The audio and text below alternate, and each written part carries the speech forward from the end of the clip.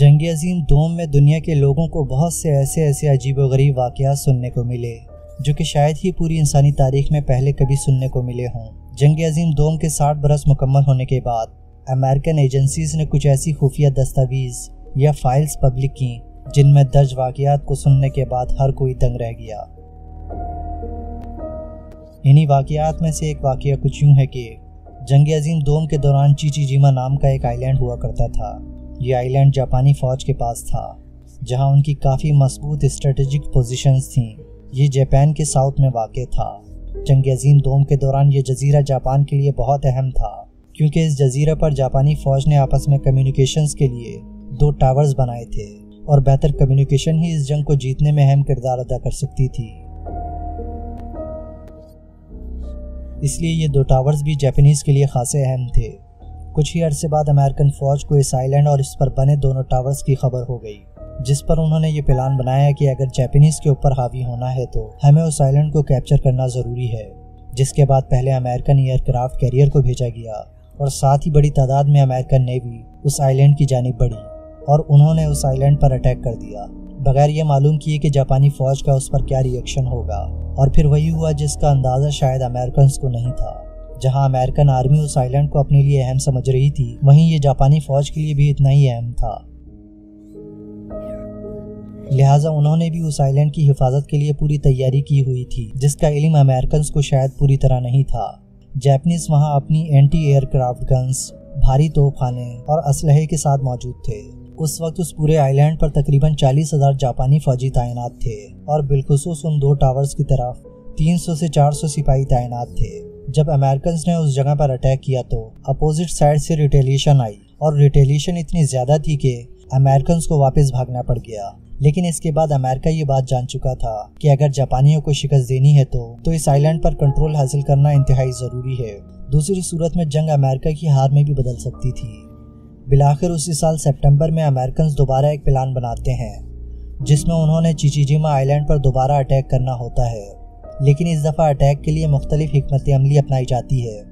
ہوتا یوں ہے کہ اس حملے کے لیے جارج نامی پائلٹ کو ترجیح دی جاتی ہے جو اس وقت کا سب سے نوجوان پائلٹ ہوتا ہے۔ وہ اس وقت 20 سال کا ہوتا ہے۔ اس کے ساتھ 12 اور پائلٹس کو یہ ٹاسک دیا جاتا ہے۔ ان کا میجر ٹاسک ان 2 ٹاورز کو برباد کرنا ہوتا ہے۔ جارج اور اس کے ساتھی مقررہ وقت پر اڑان بھرتے ہیں اور اس آئی لینڈ کی جانب بڑھتے ہیں، یہ جانتے ہوئے بھی کہ اب جاپانیز اور زیادہ محتاط ہوں گے اور زیادہ ہیوی آرٹلری اور ہیوی مشینز کے ساتھ موجود ہوں گے اور ریٹیلیٹ کریں گے۔ لیکن پھر بھی جب ایک سپاہی یا پائلٹ کو کوئی مشن دے دیا جاتا ہے تو وہ اس کو لازمی پورا کرنا ہوتا ہے۔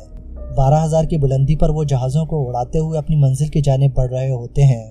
جارج کے ساتھ جہاز میں 2 اور ساتھی ہوتے ہیں، ایک اور پائلٹ اور ایک مشین گن آپریٹر۔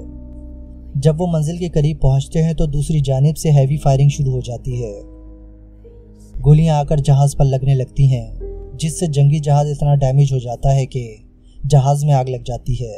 ارد گرد جب جارج اپنے باقی پائلٹس کو دیکھتا ہے تو ان کے جہازوں کی بھی یہی حالت ہوتی ہے، لیکن جارج لیڈ پر ہوتا ہے اور فیصلہ کرتا ہے کہ ہم جس مقصد کے لیے آئے ہیں وہ ہم پورا کریں گے۔ ہمیں وہ 2 ٹاورز تباہ کرنے کے آرڈرز دیے گئے ہیں، کسی بھی طریقے سے وہ ٹاورز گرائیں گے۔ جس کے بعد وہ سب جہازوں کو 12,000 فٹ کی بلندی سے نیچے کرتے ہوئے 8,000 کی بلندی پر آتے ہیں۔ جیسے ہی وہ 8,000 فٹ کی بلندی پر آ کر اپنا پے لوڈ اپنے بم ان ٹاورز پر گراتے ہیں، وہ ٹاورز تباہ ہو جاتے ہیں۔ مگر بدقسمتی سے اس وقت سارے امریکی جنگی جہاز بری طرح فائرنگ سے متاثر ہو چکے ہوتے ہیں۔ اب جارج کا سارا فوکس اس بات پر ہوتا ہے کہ کسی طرح اپنے اور دیگر جہازوں کو جاپانی حدود سے دور لے جایا جا سکے، کیونکہ اس سے پہلے بھی جارج ایک جنگ کے دوران اس طرح کی سچویشن میں پھنس چکا ہوتا ہے۔ لہٰذا اس کو آئیڈیا ہوتا ہے کہ اگر جہاز قریبی جگہ کریش کر گیا تو جاپانیز کسی طریقے سے آ کر ان کو پکڑ لیں گے اور پھر ان کی موت یقینی ہو جائے گی۔ اب جارج کا جہاز آہستہ آہستہ نیچے آنا شروع ہو جاتا ہے۔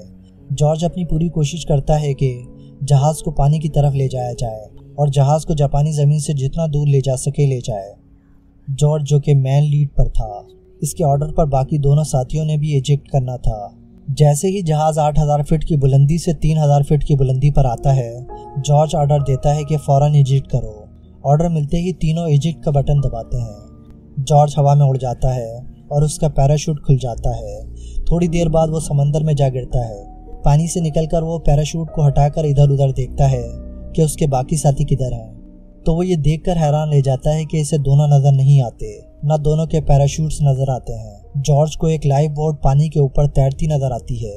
बाद में उसको ये रियलाइज होता है कि ये तो वही बोट है जो उसके जहाज पर थी। अभी वो उस लाइफ बोट पर बैठता ही है कि उसे उस आइलैंड की तरफ से एक स्पीड बोट तेजी से उसकी तरफ आती दिखाई देती है, जो कि जापानीज सोल्जर्स की होती है।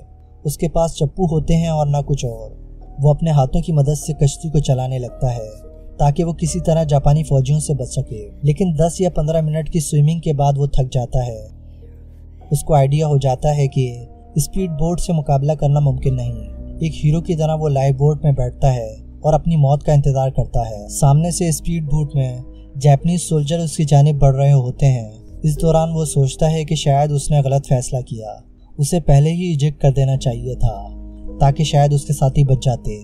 फिर वो अपनी फैमिली के बारे में सोचने लगता है, अपनी बीवी के बारे में, और सोचने लगता है कि अब जापानी फौजी उसके साथ क्या सलूक करेंगे। वो अपनी फैमिली से दोबारा मुलाकात कर भी पाएगा या नहीं। इसी दौरान जापानी स्पीड बोट तेजी से उसकी जानिब बढ़ रही होती है। इसी लम्हे जॉर्ज की मदद हो जाती है। अमेरिकन जंगी जहाज आते हैं और उस स्पीड बोट पर बमबारी करके चले जाते हैं, जिससे वो तबाह हो जाती है। अब इस दौरान जब अमेरिकन जहाज जापानी फौज पर अटैक कर रहे होते हैं तो ये देखकर वो वापस पलटता है। वो अपनी छोटी सी लाइफ बोट में ही स्विमिंग करते हुए आगे की तरफ बढ़ने लगता है। तकरीबन 2.5 घंटे तक जॉर्ज उस लाइफ बोट में सफर करता हुआ समंदर के बीच में पहुंचता है और फिर एक मोमेंट के बाद उसके अंदर इतनी एनर्जी भी नहीं रहती कि वो हल्का सा भी अपना हाथ हिला सके। बीच समंदर में वो अपनी ही बोट पर बेहोश हो जाता है। जब उसकी आंख खुलती है तो उसको एक आवाज आती है। वो पानी में झांकता है तो पानी में से ऐसे कोई चीज बाहर निकलती नजर आती है। गौर करने पर उसको पता चलता है कि वो यूएस की सबमरीन है। वो खुश हो जाता है कि उसकी नेवी आ गई। नेवी उसको रेस्क्यू करती है। वो जैसे ही रेस्क्यू होता है तो अपने साथियों के बारे में पता करता है। उसको बताया जाता है कि उसके साथ मिशन में जाने वालों में से कोई भी वापस नहीं आ सका। लेकिन जब 60 साल बाद अमेरिकन एजेंसीज एक दस्तावेज पब्लिक करती हैं तो पता लगता है कि जॉर्ज के साथ मिशन पर जाने वाले बाकी पायलट्स के साथ उस जजीरे पर कैसा होलनाक और दिल दहला देने वाला वाकया रोनुमा हुआ।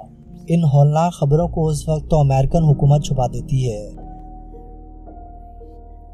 ये खूनी दास्तान इतनी भयानक थी कि अमेरिकन हुकूमत की कोशिश होती है कि इन खबरों को पायलट्स की फैमिली मेंबर्स को ना पहुंचाया जाए कि उस दिन इनके प्यारों के साथ क्या हुआ। उन रिपोर्ट्स के मुताबिक उन 12 में से 2 सिपाही तो उसी वक्त ऑन दी स्पॉट मर गए थे। एक लैंड नहीं कर सका और एक इजिप्ट नहीं कर सका, जबकि एक ने इजिप्ट किया तो इसका पैराशूट नहीं खुला, जिसकी वजह से वो डायरेक्टली जापानीज की टेरिटरी में आके बगैर पैराशूट खुले गिरकर मर जाता है। बाकी जो 8 सिपाही होते हैं उन्होंने बरक्स जॉर्ज के पहले ही अपने आप को जहाज़ों से इजिप्ट कर लिया होता है, तो वो पायलट इस आइलैंड के बिल्कुल करीब करीब जगहों पर जाकर गिरते हैं, जहां फौरन जापानीज सोल्जर उनको आकर पकड़ लेते हैं और उनको पकड़कर एक ही रस्सी से बांधकर आइलैंड के एक कोने वाले हिस्से में जाकर कैद कर देते हैं। अब यहाँ से शुरुआत होती है उन वार क्राइम्स की जिनको सुनकर रूह कांप जाती है, और इसी से पता चलता है कि जंग कितनी खतरनाक हो सकती है। उस पूरे आइलैंड में कई जापानी जनरल्स मौजूद होते हैं। उनमें से 2 जनरल्स प्रिसाइसली उन 2 टावर्स के लिए तैनात होते हैं। दिन में एक जनरल होता है और रात को दूसरा। रात में जो जनरल होता है उसका नाम योशियो ताचिबाना होता है। दिन वाला जनरल अपने सिपाहियों को ऑर्डर देता है कि उन 8 सिपाहियों में से एक अमेरिकन फौजी को पकड़ कर लाओ, जिस पर वो हुक्म की तामील करते हैं। वो जिस अमेरिकन पायलट को लेकर आते हैं वो एक 22 साल अमेरिकन होता है। जापानी फौजी उसको एक दरख्त से बांधते हैं। जनरल अपने सोल्जर्स को ऑर्डर देता है, इसको रात होने तक मारते रहो। चूँकि 1 साल पहले उसी आइलैंड पर अमेरिका ने कई मरतबा बमबारी की हुई होती है और उस बमबारी की वजह से कई सारे जापानीज सोल्जर्स मारे गए होते हैं, तो अब आप सोच सकते हैं कि अब वही दुश्मन जिसने आप पर अटैक किया हो, आपके साथियों को मारा हो, आपको मारा हो, और अब वो आपकी कैद में आ जाए तो आपकी उससे नफरत किस लेवल पर होगी, आप अंदाज़ा कर सकते हैं। फिर यही होता है कि जापानी फौजी एक एक करके उस अमेरिकन सोल्जर्स को मारना शुरू करते हैं और रात गए तक उसे 22 साल नौजवान सोल्जर्स को मारते रहते हैं। इतना मारते हैं कि एंड में उसके अंदर जान ही बाकी नहीं रहती। रात होने तक वही जनरल ऑर्डर देता है कि इस पायलट को अनटाई कर दो, जिसके बाद उससे बाकी सोल्जर्स के पास ले जाए जाने के बजाय जंगलों की तरफ ले जाया जाता है। अब वो बाकी अमेरिकन सोल्जर्स से दूर अपोजिट डायरेक्शन में चलना शुरू करते हैं और एक जगह पर जाकर इसे रोक दिया जाता है। जहां वो रुकता है वहां एक बहुत बड़ी कब्र खुदी हुई होती है और इस कब्र के साइड में एक जापानी सोल्जर तलवार लिए खड़ा हुआ होता है। इसे आइडिया हो जाता है कि अब इसके साथ क्या होने वाला है। जापानीज कमांडर उसको ऑर्डर देता है कि अपने घुटनों पर बैठो, और जैसे ही वो अपने घुटनों पर बैठता है जापानी फौजी उसको एक सिगरेट देते हैं, लास्ट सिगरेट। वो सिगरेट पीता है। जापानीज उसको बोलते हैं कि अपनी गर्दन ऊंची करो, और जैसे ही वो अपनी गर्दन को ऊंची करता है तो दूसरा सिपाही इसकी गर्दन काट देता है और इसकी डेड बॉडी को उसी कब्र में दफना दिया जाता है। पायलट की चीखों की आवाज़ें उस आइलैंड पर गूंजती रह जाती हैं और रात वाला जनरल आता है, योशियो ताशिबाना। इस जनरल का रिकॉर्ड पहले ही जापानी फौज में बहुत ख़राब होता है। ये नंबर 1 अल्कोहलिक होता है, नंबर 2 अपनी अजीब व गरीब हरकतों की वजह से मशकूक भी होता है। वो आते ही खुशी में शराब पीना शुरू कर देता है और शराब के नशे में धुत होकर एक अजीब व गरीब ऑर्डर पास करता है। वो अपने सिपाहियों को एक हुक्म देते हुए कहता है कि आज मैं ये देखना चाहता हूँ कि तुम में से कितने सिपाही जंग के लिए तैयार हैं। वो ऑर्डर देता है कि उसी अमेरिकन की कब्र पर जाओ और मुर्दा सिपाही की एक टांग काट कर ले आओ। उस जमाने में जब इस तरह के वार क्राइम्स हो रहे थे या जंग चल रही थी तो इस तरह के वाकयात जगह जगह सुनने को मिलते थे कि जब खाने को कुछ ना हो तो फौजी क्या करेगा। यही टेस्ट उस योशियो ताचिबाना ने अपने सिपाहियों पर करने की कोशिश की। सिपाही गए, कब्र खोदी, उसमें से सिपाही की एक टांग काट कर ले आए, टांग शेफ को दी। शेफ ने उसका खाना बनाया और तमाम सिपाहियों को सर्व किया। जब सिपाहियों और उस जनरल ने खाना खाया तो उनको बहुत मज़े का लगा। उस जनरल ने फिर ऑर्डर दिया, अब जाकर उस सिपाही की दूसरी टांग भी काट कर ले आओ। उन्होंने हुक्म की तामील की और ऐसे ही किया, और ऐसे करते करते उन्होंने पूरी रात में एक सिपाही के कई ऑर्गन्स, हाथ, पैर, सब कुछ काट कर खा लिया। जनरल का मानना था कि अगर हम इंसान को खाएंगे तो हम इतने ताकतवर हो जाएंगे कि हम फिर किसी से भी जंग कर सकते हैं। जब उन्होंने ये फील करना शुरू कर दिया तो इस कैंप में 7 और प्रिजनर मौजूद थे। अब हर रात एक एक करके सिपाही को दिन वाला जनरल अलग अजियत देता और रात वाला जनरल अलग अजियत देता। दिन वाला जनरल अपने सिपाहियों को ऑर्डर देता कि अपनी गन के आगे लगे चाकुओं से अमेरिकन को कचोके लगाओ और अजियत दो। उस वक्त बाकी सारी जापानी आर्मी को इन वाकयात का इल्म नहीं था। उनको मालूम नहीं था कि रात में योशियो ताचिबाना क्या कर रहा है, क्योंकि दिन के जो जनरल्स थे वो तो मार पीट कर चले जाते थे और लाश को दफना दिया करते थे। एक एक करके सिपाही मरते गए और दफनाए जाते रहे, लेकिन रात को वो जनरल आता, नशा करता, फिर इनको काट कर खाता। वो अपने 34-35 मखसूस सिपाहियों को वो खाना खिलाता था। आखिरी सिपाही के साथ सबसे हौलनाक सलूक हुआ कुछ यूँ कि जो आखिरी सिपाही बचा उसको उन्होंने मारा नहीं, बल्कि जिंदा ही पहले उसकी उंगलियां काटी, वो खाई, फिर एल्बो, फिर शोल्डर, दिल, फिर एक टांग, फिर दूसरी टांग, और यूं वो उसके मुख्तलिफ हिस्से बगैर उसको मारे खा गए।